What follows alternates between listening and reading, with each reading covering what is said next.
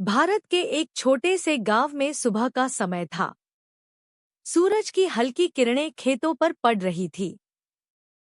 पक्षियों की चहचहाहट और बैलों की घंटियों की आवाज पूरे गांव में गूंज रही थी। उसी गांव में एक गरीब लेकिन मेहनती किसान रहता था। उसका नाम था हरिराम। हरिराम का छोटा सा परिवार था, उसकी पत्नी गौरी, बेटा अर्जुन और छोटी बेटी चंदा। उनका घर मिट्टी का था, लेकिन उस घर में प्यार बहुत था। हर दिन सूरज निकलने से पहले उठ जाता था। वह अपने बैलों को चारा देता और खेत जाने की तैयारी करता। सुनिए, पहले खाना खा लीजिए। नहीं गौरी, पहले खेत देखा।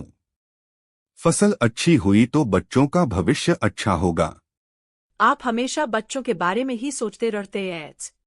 हरिराम हर दिन सूरज निकलने से पहले उठ जाता था। अर्जुन और चंदा दोनों पढ़ाई में बहुत अच्छे थे। एक दिन रात को पूरा परिवार एक साथ बैठा था। पिताजी, मैं बड़ा होकर कलेक्टर बनना चाहता हूँ। कलेक्टर क्यों बनना चाहते हो बेटा? ताकि मैं गांव के गरीब लोगों की मदद कर सकूं। और मैं टीचर बनूंगी ताकि गांव के बच्चों को पढ़ा सकूं। मेरे बच्चों, अगर तुम मेहनत करोगे तो तुम्हारे सारे सपने पूरे होंगे। हरिराम दिन भर खेत में मेहनत करता था। तेज धूप में भी वह हल चलाता और फसल की देखभाल करता। गांव के लोग उसकी मेहनत देखकर हैरान हो जाते। हरिराम, तुम इतनी मेहनत क्यों करते हो? मेहनत ही गरीब आदमी की सबसे बड़ी ताकत होती है। एक रात अचानक मौसम खराब हो गया। आसमान में काले बादल छा गए और तेज तूफान शुरू हो गया।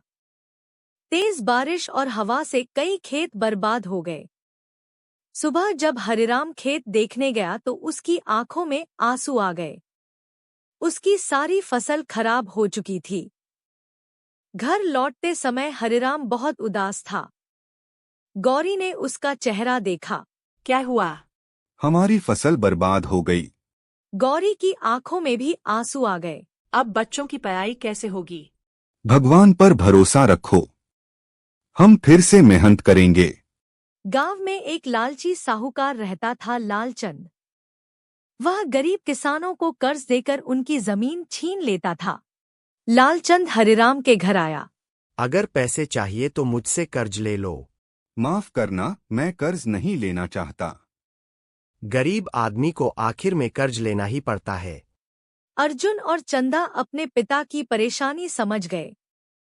एक दिन अर्जुन ने कहा, पिताजी, मैं स्कूल के बाद काम करूंगा।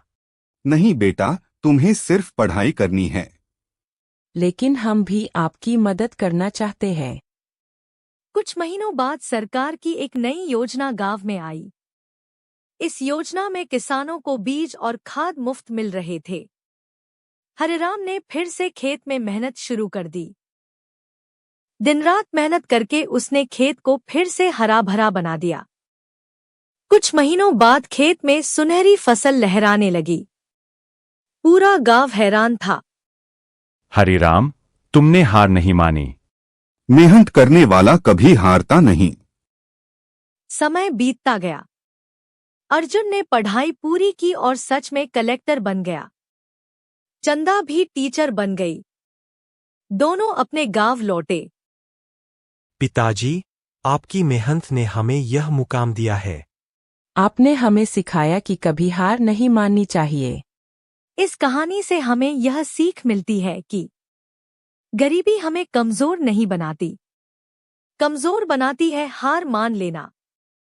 अगर इंसान मेहनत और हिम्मत से काम करे तो एक दिन सफलता जरूर उसके कदम चूमती है।